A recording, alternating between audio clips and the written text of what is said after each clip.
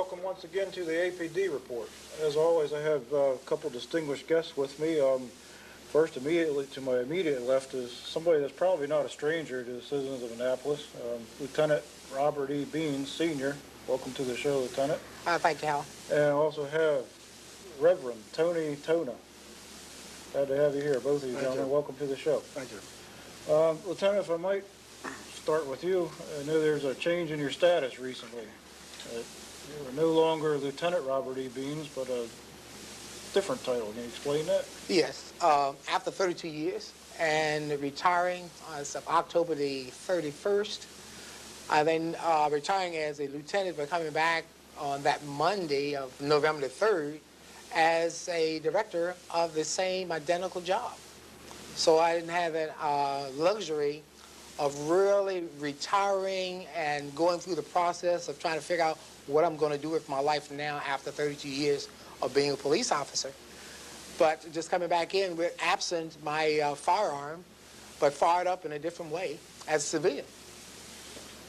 So what exactly are you doing different from November 2nd to November 3rd? Well, the thing I'm doing different now, I have to worry about trying to find out whether or not I'm carrying my firearm or not.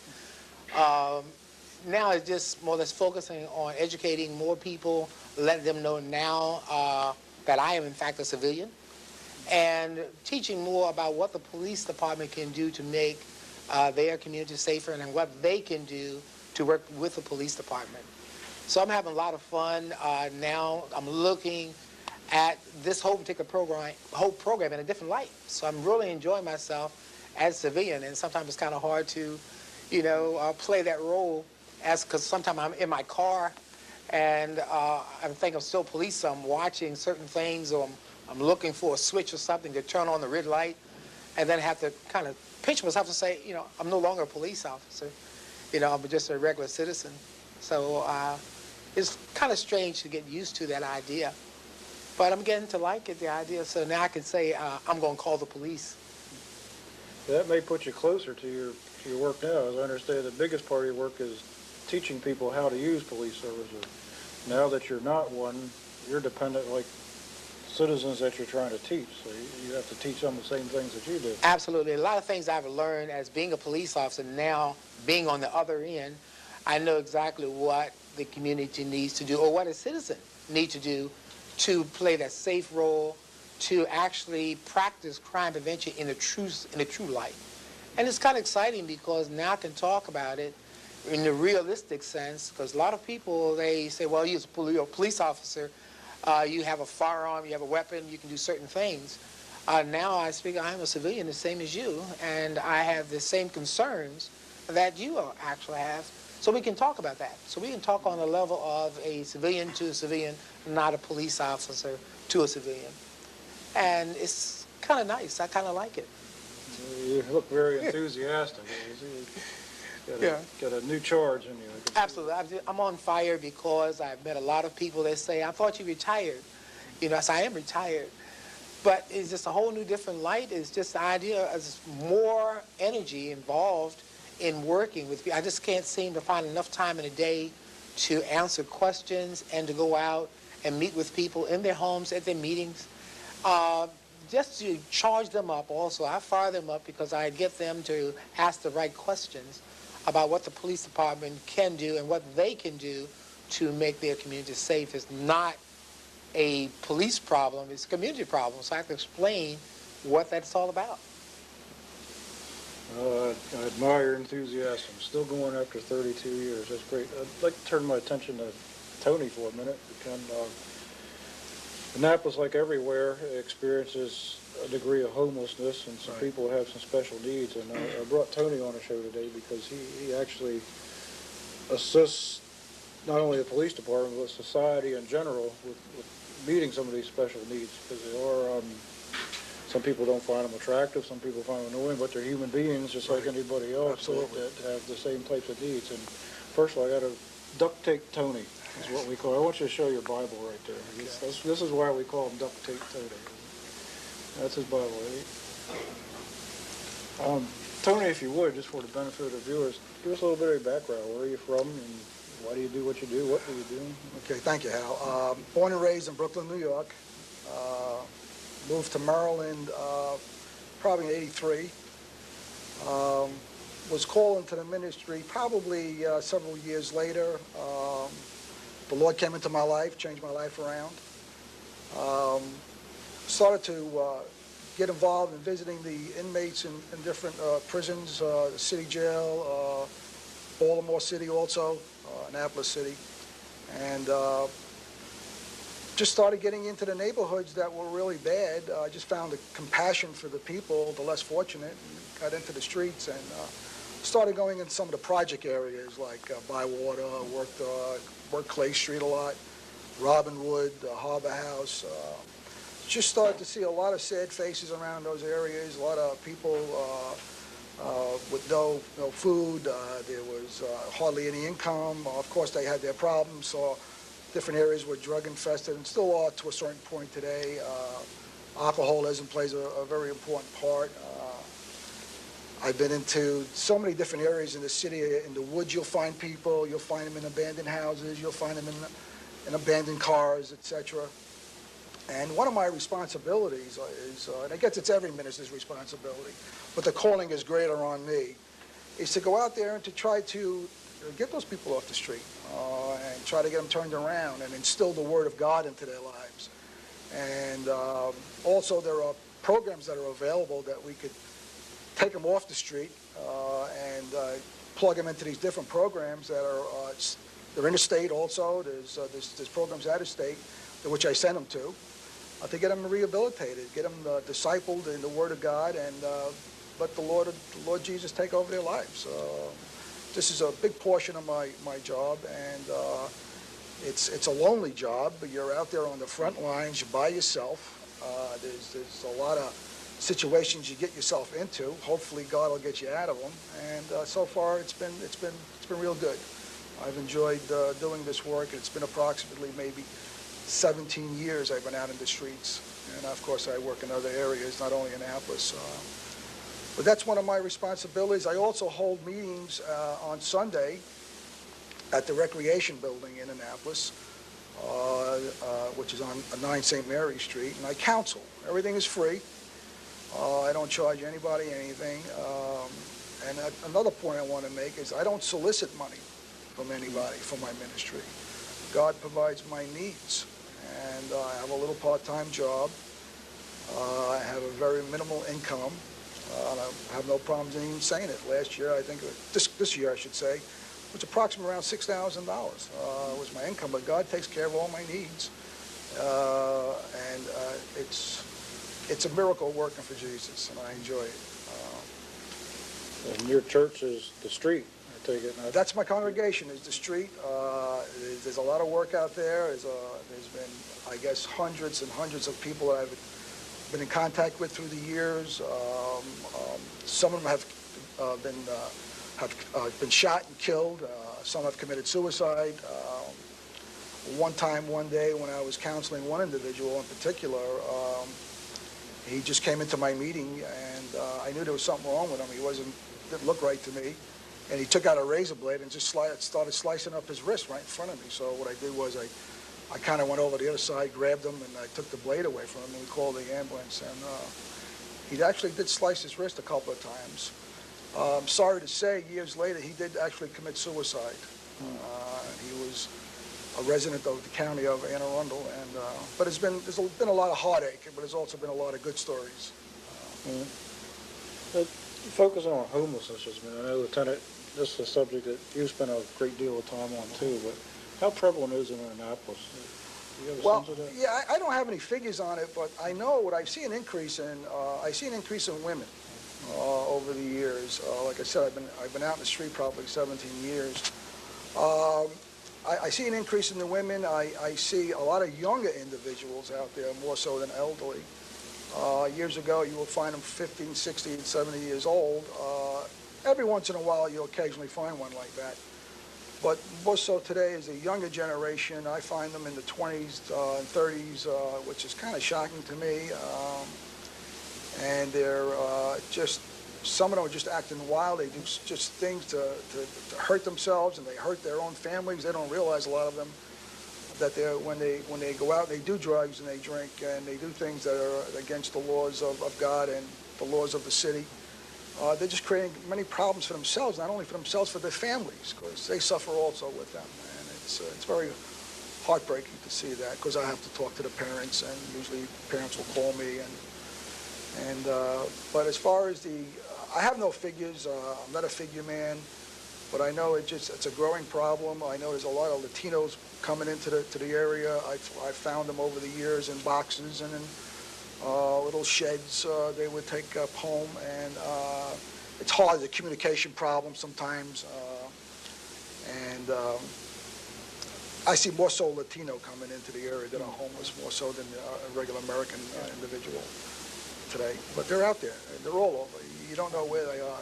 They could be walking right in front of you. You can't recognize a homeless person. You don't know what he looks like. That's very true, because we actually don't even know sometimes. A lot of people actually do not want you to know that they are homeless. They give the appearance that they have a residence, and some of them even go to work, but they have no place to actually come home to. They go to the filling station, they change their clothes in the filling stations. They have no place to lay their head, so to speak. Right. So they're walking around the streets all hours of the night. So sometimes you actually see this person and you ask, how come you're not at home? And they won't tell you that they have no home. They have a job, but no home to go to. But they still have a great deal of pride. And that is exactly what it's all about. It's a lot about pride. That struck me last night, just watching the Baltimore TV news station. They interviewed a homeless person. He didn't want his face shown on TV. You would think he was there, why would that person want to hide his face? Obviously, that's the answer. Absolutely. I mean, it's not a thing where you plan to be homeless. It's one of the things that happens. Whether it's a domestic problem that caused them to be out of their home, or just the fact that they couldn't pay their rent on time. Right. But to some, it's like a case of failure, and to admit that they are homeless, in some cases, it's like admitting that they have failed, and they don't want to take that on. So they will say, I'm out here, and it's my fault that I'm out here, so I'm going to continue to, struggle. I'm going to keep my head up, and I won't let anybody know that I'm on the inside. I'm crying on the inside, but there's a smile out there for the public. So we're seeing a lot of that. We're seeing actually some who will go out and commit a crime just so that they can go into incarceration or into the detention center, so that they will have somewhere to shelter, but not necessarily because they are bad. And I think Tony with Tony, there is no such thing as a bad person. Right. He always sees some good in someone, and I think by being around him a lot, it began to rub off, because you look past their fault and failures and see the individual, and I think that alone what gives me that reach out feeling, because we know that they are hurting on the inside, but they won't admit it. And a lot of it we see about there every day walking past you. Some of them will visit the shopping centers and look like they're actually out there shopping, but they're homeless, and they are just biding their time. And when the shopping center closed, they find the next place that's open, looking for a 24-hour place, and the next morning, they're off to work. So some of them actually come to work pretty exhausted. But they won't even tell their boss, that they are homeless, because it may have some bearing on their job. So it's not necessarily a person in a low-paying job, even a person in a high-paying job, sometimes are homeless. And they just don't want anyone to know that they're out there struggling. But they will keep that facade up. And it's hard for us as police officers, or even as the next person on the street, to identify them as homeless. Sometimes they say, well, the person may be in a cardboard box or pushing a cart along the street, and you immediately recognize them perhaps as homeless. But there's some people walking around with briefcases that are homeless. Right. So you can't go by the appearance. You'll see them also with a tie on and a suit. It's really amazing how they could camouflage themselves, basically. But one of the other things I'd like to mention, if it's okay, if I see someone that's homeless, and my instinct is to try to go over them and show them the compassion of Jesus, to show them the love. And usually when I do that, it happens with everyone.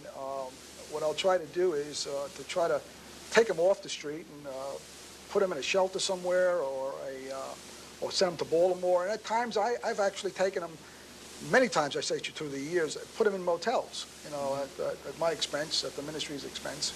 I do this constantly. I've been doing it for 15 years. I've also have sent them to different locations in the state to get them rehabilitated. But usually what happens in the beginning, they come down and they meet with me at St. Mary Street, and I work with them. I don't jump on them right away. I try to find out where they are, where they're coming from. And also another thing that I get involved, some of these guys have warrants, and also women. Through the years, they've come to me, and something needs to be cleared yeah, up. Yeah, I mean, we got to clear that up first. And I've also had them actually escape from the work release programs and meet me at the center. And usually I try to talk them into going back, which I have done many times, with male and females. And one particular case, I think if it's okay if I could bring it up, it was a guy who had 3 warrants out on him. It's a good story. Well, I may have to ask you to wait on that story, as we do have to take a short break. Okay. And, don't touch the dial. We'll be right back. And besides this story, we're going to talk about some avenues that are help for homeless people in critical needs this time of year. We'll be right back. Tony left us hanging. He said he had a great story to tell us about one of his homeless experiences. So go ahead with it. Yeah, Tony. it's a positive story. Probably 10 years ago, I met this fellow at the lighthouse in Annapolis. He was homeless, of course, and I talked to him. And about a week later, I met him again, and he said he wanted to turn his life over to God. And he had 3 warrants out on him. One in Delaware, one in Maryland. I believe, there's one in Jersey. And I told him he'd have to turn himself in and to clear himself and to start a new life. And I convinced him of that. I met with him one day at 4 o'clock in the morning, took him out to Jersey, went before the sheriff, turned him into the sheriff's department. He went before the judge. He said some words. I said some words. This guy was a drug runner. He was running drugs. He was caught in Jersey. They impounded his car, and he jumped bail. And they released him. They released him back, I believe it was into my custody. I brought him back to the shelter here in Maryland. And I went with him to 2 other locations. He turned himself in there. Same thing. They released him back over to me and on his own recognizance. And years later, today he's married. He has 3 children. And he is one of the directors of a major discipleship program in Detroit. He's doing a great job up there. He's plugged right back into society, and he has his own life. And to me, those are good stories. Those are great stories. Yeah, what we need to talk about now, I want to ask both you gentlemen, I know you both have experience in it. This is tape, but it's going to be airing in mid to late January or February. It's cold. It's like 20 degrees out there today. So what resources are there for, say, a police officer or even a citizen that sees somebody that's out on the street that are in danger of freezing? I know at one point you were going to actually offer up your own personal bus. That is true. Actually, but it turned out, what was that? Well, we was finding that a lot of homeless people do not want to go into shelter, but they want or need to be out of the cold. So what I was offering my motor coach is to actually ride them around in the motor coach. They're warm, the inside of a bus. They have TV, VCR, hot coffee. All this stuff is inside of the bus. So if we were to run into a problem where the shelters are full and we couldn't find a place to house them, I was going to ride them around in the bus all night long and let them watch VCR and TV. That's great. So this is what was in plan, but now we also have a plan where if someone see a homeless person out there and they need to be transported to a shelter, we have what we call our taxi voucher program, where the taxi drivers actually pay by voucher from our transportation department, the city transportation department, to transport the homeless person to a shelter. So they will not be out there laying out on the corner or anything like that. And they don't want to be transported in the police car. They're actually being transported in a taxi cab. But the police officer observes the person out there, can get that person into the taxi cab and transport them to a shelter. Tony, you can place people too, right? Yeah, there's a revolving shelter right now that's working, runs from November to April. It's a coalition of about 30 churches called Winter Relief. was started probably 12, 13 years ago by a guy named Jim Faust. It's currently running under a person by the name of Phil Bailey. They can plug themselves right into that program. They have food, they have shelter, they get their clothes washed, they take showers. It's a good program, and the churches are really doing a good job. A lot of volunteers, and I've joined with them, and I've helped them, and I've solicited 8 churches in the Annapolis area because I saw the need, and I brought them on board. That was my I'm going to repeat this offer you made me so everybody hears. You said anytime a police officer has a person that they feel are in danger of freeze or whatever, that from the police officer now, because the relationship with the police, you know that they don't bring anybody that's not appropriate. You will place that person where they'll be safe. Yeah, well, we have an arrangement with the county police, and I've talked to the police here in Annapolis. Absolutely. They can bring them in. The county have authority to bring them in, and also Annapolis. So if you do see somebody that's in need of like that, it's appropriate to call the police. We will get a hold of Tony, Lieutenant Beans, and we'll get the person for a safe place at least for the night and start the process to recover as much as we can do. Well, that's all the time we have for now, and thank you both again for appearing on the show. Thank you, Thank you.